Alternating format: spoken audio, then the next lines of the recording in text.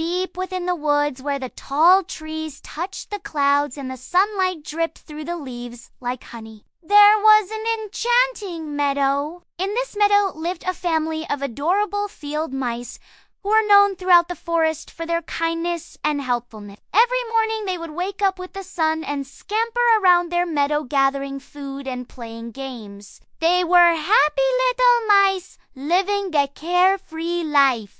One day, while the mice were frolicking around their home, a tiny field mouse named Pipkin sat quietly on a nearby log watching his friends play. He wasn't like the other mice.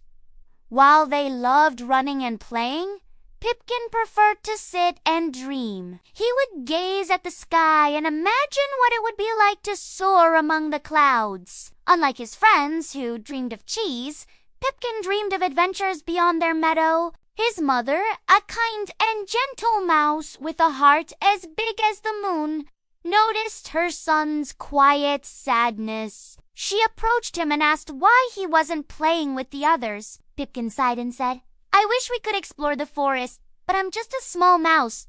There's so much out there that I'll never see." His mother nuzzled him and said, "Oh, Pipkin, don't be silly. The whole world is waiting for you to explore it." But Pipkin shook his head.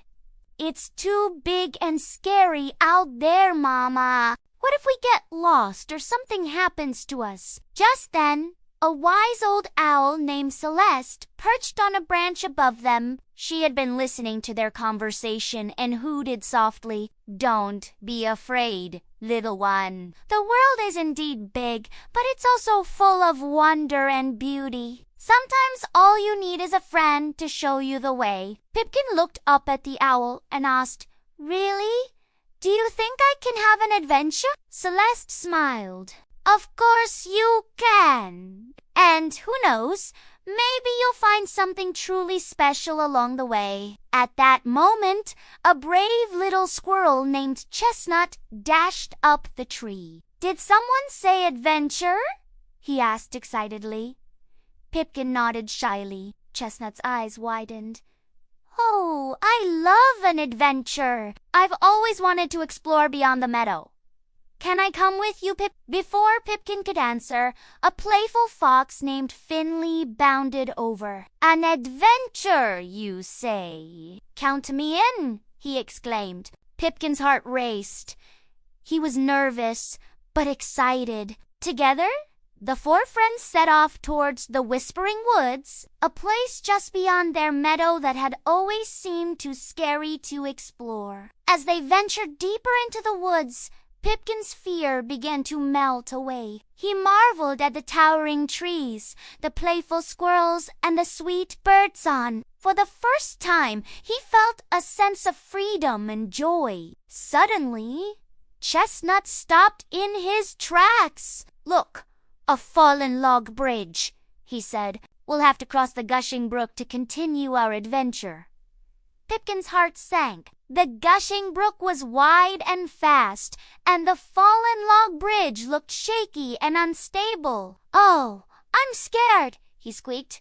"What if it breaks and we fall into the water?" Celeste, the wise old owl, hooted softly. "There's no need to be afraid, little one. We'll cross together and help each other along."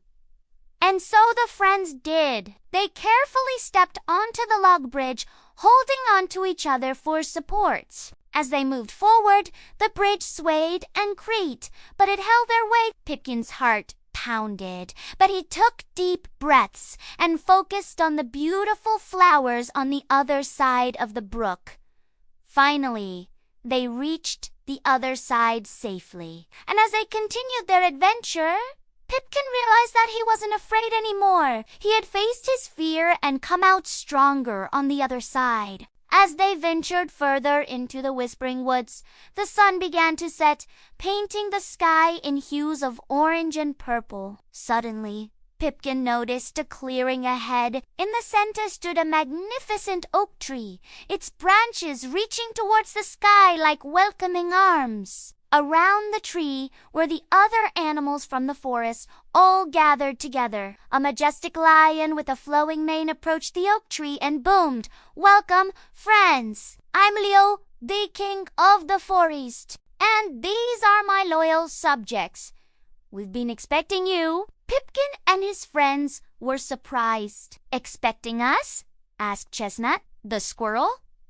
"Why?" Leo smiled. "You see, we've heard tales of your kindness and bravery, and we need your help. Our forest is in danger." Pipkin's heart sank. "What's wrong?" he squeaked. "The great river, which gives life to our forest, is drying up. Without water, our forest will wither and die. We've sent for you because we believe you can help us." Pipkin and his friends looked at each other. They knew they had to help, but how could a small mouse and his friends save an entire forest? Leo explained that the source of the river was deep within the dark canyon, a place filled with challenges and dangers. Only the brave and the kind of heart may reach the river's source and bring it back to life. He looked at Pipkin and said, "We believe you have what it takes, little mouse, but you cannot do it alone. You must work together as a team." And so Pipkin and his friends, along with Leo and the other forest animals, set off on a quest to save the great river. Their journey was long and arduous, but they never gave up. They faced many challenges along the way, but they worked together, using their unique skills and abilities to overcome each obstacle. Finally, they reached the dark canyon. It was a treacherous place with sharp rocks and winding paths. But Pipkin remembered Leo's words. He had to work together with his friends to save the great river. So he held on tight to Chestnut, who scurried ahead and followed Finley's guidance as he weaved through the rocks. Celeste guided them with her sharp eyes, helping them avoid any danger. After what seemed like hours, they finally reached the source of the river, a small spring bubbling up from the ground. But it was dry. The animals were exhausted and disheartened. Just when all hope seemed lost, Pipkin remembered his mother's words. "The whole world is waiting for you to explore it." Maybe there was something he could do. He scurried around the dried-up spring and noticed a small hole in the ground. With a little effort, he dug it out and, to his surprise, found another small spring bubbling merrily beneath the ground. Pipkin squealed with delight. He had found water. With renewed energy, the friends raced back to the forest, guiding the animals to the new spring. As the great river began to flow once more, the forest came back to life. The trees were filled with birdsong, the flowers bloomed in vibrant colors, and the animals rejoiced. Leah, the lion, approached Pipkin and his friends. "You have saved our forests," he boomed.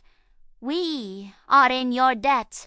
"How can we ever repay you?" Pipkin smiled. "All we ask is for you to be our friends." And so they all became the best of friends, proving that even the smallest mouse can make a big difference. From that day on, Pipkin was known throughout the forest as a hero. But to him, being a hero wasn't about being famous or winning prizes. It was about helping others and making the world a better place. He continued to explore the world with his friends, always ready for an adventure and always eager to help those in need. And whenever the forest animals needed help, they knew that Pipkin and his friends were there for them, ready to work together to solve any problem. After all, they were a team.